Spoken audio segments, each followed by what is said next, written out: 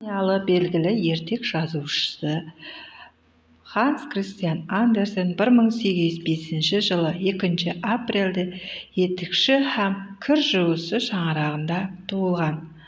Үйінде көбінесе нан болмағанымен кітаплар барқолла болған. Андерсеннің талантын атыраптағылар әдеуір ерте сезген. 4 жасында Ханс оқуды үйренген еді. Театрдағы Рождествоға қатынасқаннан кейін өзі пьеса һәм қосқылар тоқи бастайды.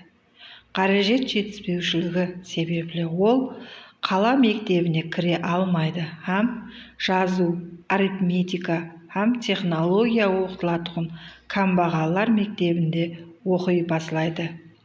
1816 жылы атасының өлімінен кейін Ханс тіршілік үшін жұмыс істей бастайды.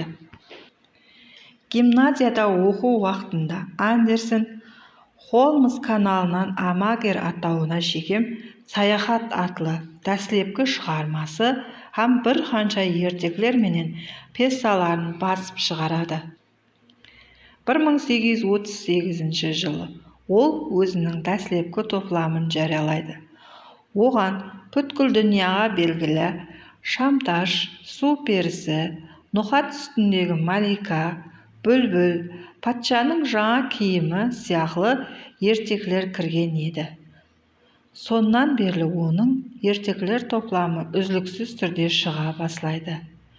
40-шы жыллардың ақырына келіп, Андерсен үлкенірек формадағы шығармаларға өте бастайды. Көлеңке сияқлы ертек пьеса һәм Жабайы аққулар, Қар маликасы сияқлы повестлер жазады.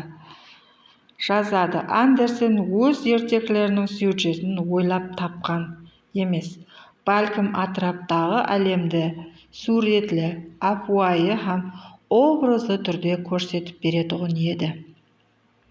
Мәселен, Қар маликасында Оденседе өзі жасаған үйді суретлейді. Қорғасын солдатшада болса, Андерсен балалығында қымбат ойыншықлар дүкалары пештақтасында көрген ойыншықларын жарқын суреті менен танысасыз.